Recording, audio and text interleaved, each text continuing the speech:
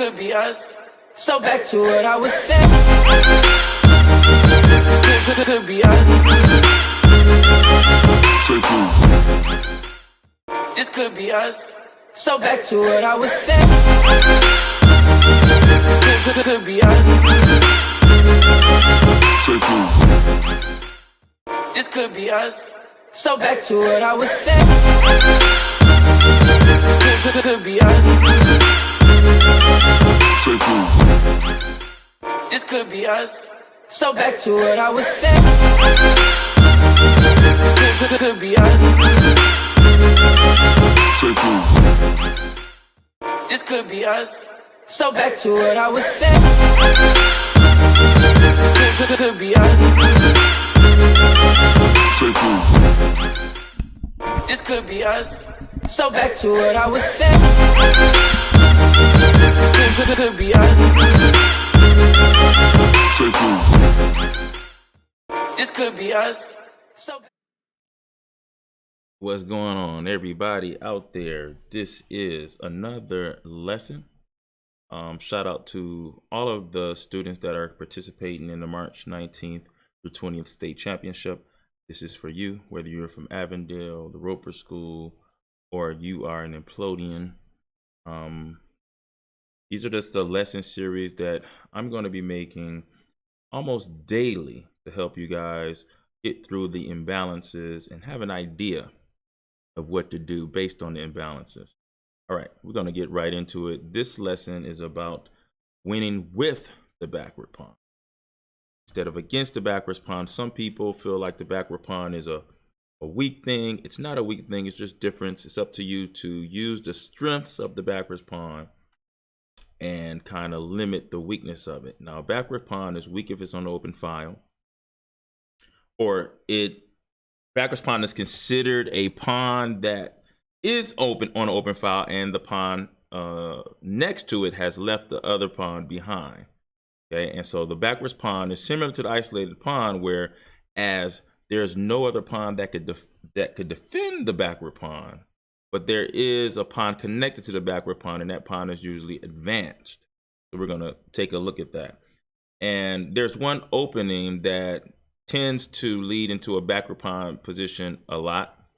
It's the Sicilian, and especially the Sicilian Sveshnikov.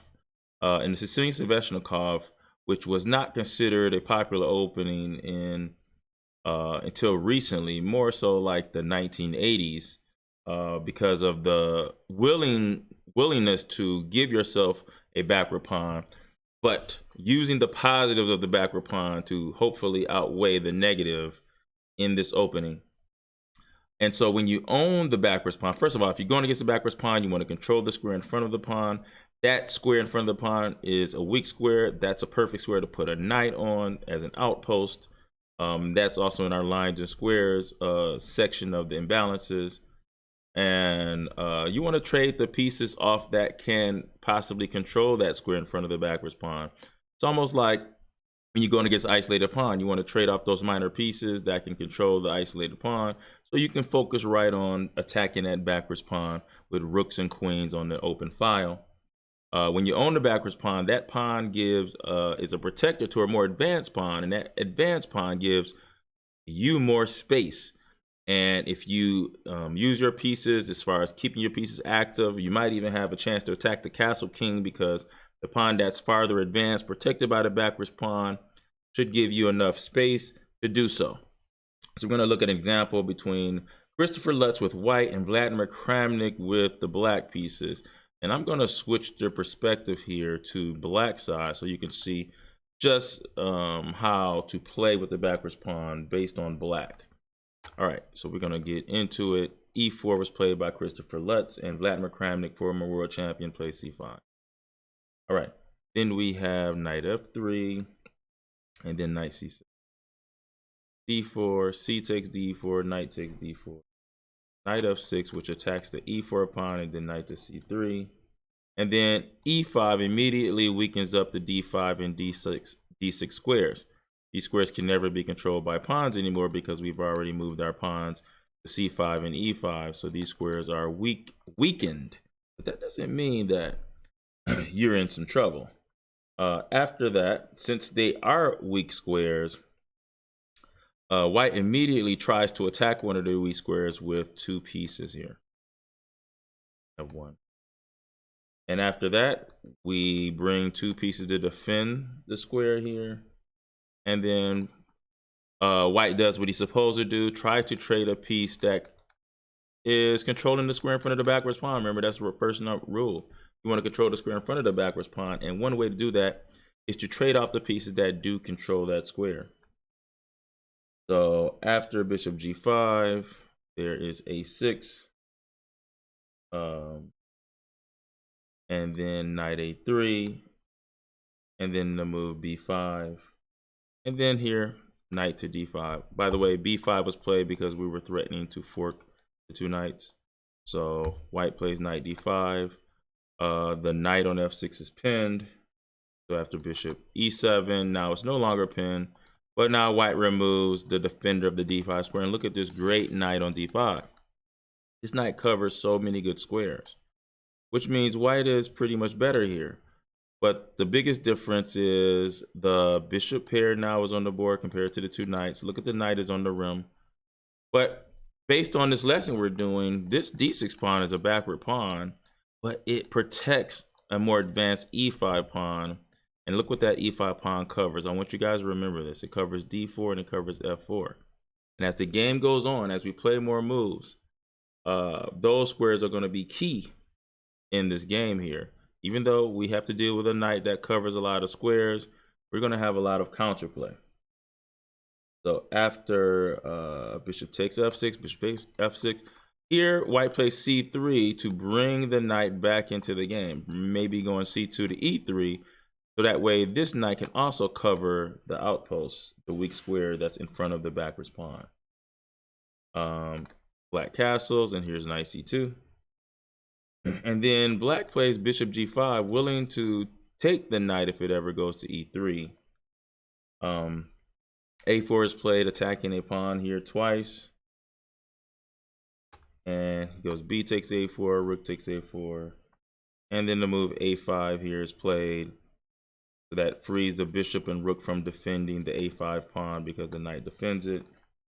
And then we have a development move, bishop c4. And notice what white is doing. White is doing what he's supposed to do. Control the square in front of the pawn when you're going against a backwards pawn on an open file. So you have the queen here.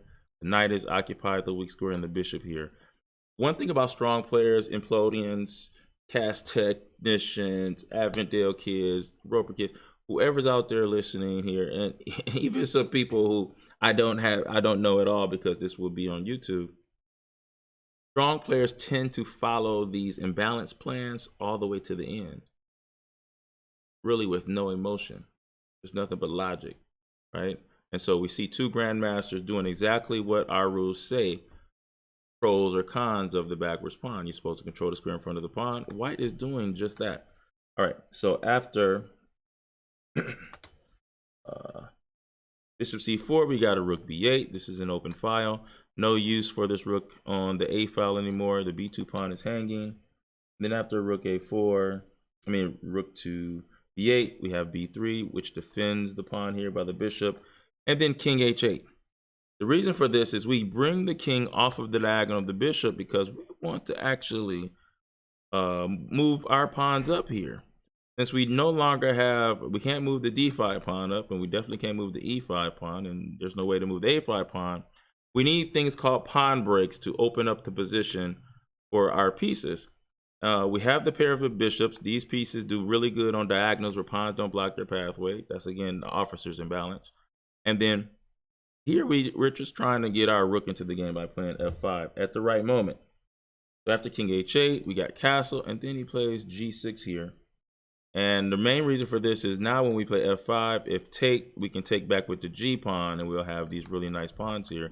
Again, remember that this pawn here that's protected by the backwards pawn is controlling key squares. So that's gonna come in handy later on in the game. So he plays queen e2 just to defend the e4 pawn, getting ready for f4. Move bishop d7, just developing the bishop to a better square here. Rook f to a1, keeping pressure on a5 so it paralyzes the knight. We move the knight, we lose the a5 pawn. Bishop h6. Bringing the bishop in some cases to g7 here. And after bishop to h6, we have g3 and then the move f5 here. E takes f5, G takes f5. And still, look at this pawn here. Look at these two pawns, which gives us a space advantage based off of the protection, the anchor of our backwards pawn, which protects a more advanced pawn. That advanced pawn controls key squares like f4 and d4. So I want you to stay focused on our backwards pawn, our positives of having a backwards pawn. So after this, we see the move b4. And then black plays the move e4 here, because he knows that the backwards pawn controls the e5 square. So we want to now place our knight on the square e5, which is anchored by what again? Our backward pawn, d6. And then once the knight reaches this e5 square where we have all this nice space here, look at the square f3. That's a great square for a knight as well. So this is kind of like a pogo stick for our knight to reach e5 and then to f3. That's the plan, but white has to decide whether that plan is good enough to try to prevent. So after e4, we have b takes a5, and then he plays knight e5, and he sacrifices a pawn just to get the f3 square. Next we have rook to b4. Here rook takes b4, c takes b4, and now white has two passed pawns here. Again, passed pawns is an imbalance. It's not a good thing, it's not a bad thing, it's just a difference.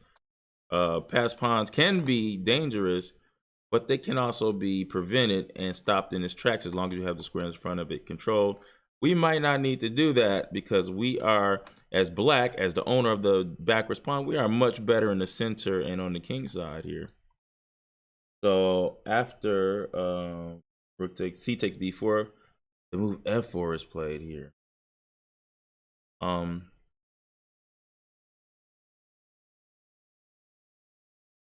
Wow, that's kind of, wait a minute, hold on. Let me make sure this is correct here. Yeah, that's actually correct. I'm looking at if he could play this move, queen takes here, what would happen? I'm wondering if it has something to do with the move bishop to f5. That could be an issue here, maybe. So that's why he can't take the e4 pawn. So after f4, we see the move knight to d4. He's bringing his knight into the center of the board. And it also covers f3. That's the main goal of this. And then here we go. Black plays the move e3. After e3, f takes e3 here. And then he doesn't take back. He just wanted to play the move f3. And look, this knight is supported by, this knight is supporting the f3 pawn. Double protection on the f3 pawn. So you're going to have to move the queen out of the way. But again, let's not forget, why did the knight get to this nice square? Is because it's supported by the backwards pawn. So after f3, we have queen a2. And then he plays f2 check. King goes to g2. And then we have the move queen to e8.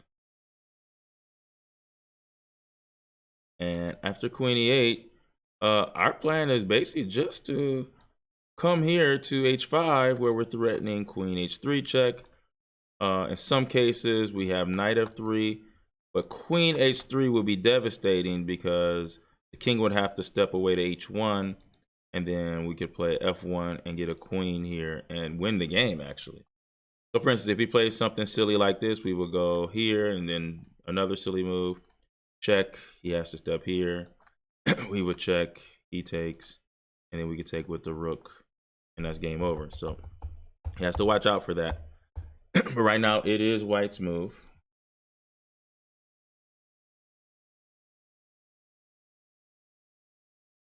All right. And after queen e8, we have bishop e2. And then knight to g4 is played here. We're attacking the e3 pawn 3 times. And we're still threatening queen h5. And after king g, after queen e8, queen takes knight g4, bishop f3 is played. And then we go knight takes e3 check, knight takes e3, queen takes e3, then he goes queen takes f2. And then we have a really nice tactic, bishop to h3 check. And the purpose of this is if you take on h3, we win the queen. So that's a deflection. So in order for him to defend the queen, he has to go king to g1, and then queen to c3, attacks the rook. Question number 3, attack a piece more times than protect it. And after that, rook e1, and then the move bishop to d2, which attacks the rook more times to protect it. And he is threatening a lot of things here, actually. But here, white actually resigned the game. Let's say he plays, I don't know, something like this here. We could literally play. Could we play rook here? I think we could. Rook takes, queen takes. Oh, we can't take with the queen, so we have to take with the knight. But one thing I do know, we could literally take this pawn here, and this pawn, these pawns are starting to run out. I don't know if we could actually sacrifice here. Hold on, let me make sure. Let me put on. Oh, okay. Oops, I'm sorry. Question number 1 is the best move here. There we go. Question number 1, and he has to play something like rook e1, and we could just take that. My bad. Should have said, are there any checks? And there's a check there. And so the game is over. And that's how you win with a backward pawn.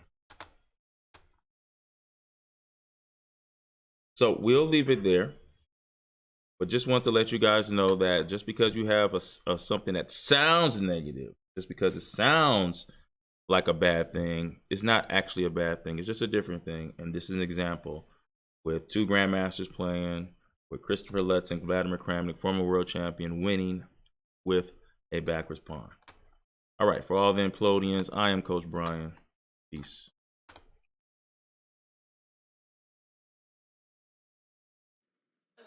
So back to what I was saying. Could be us.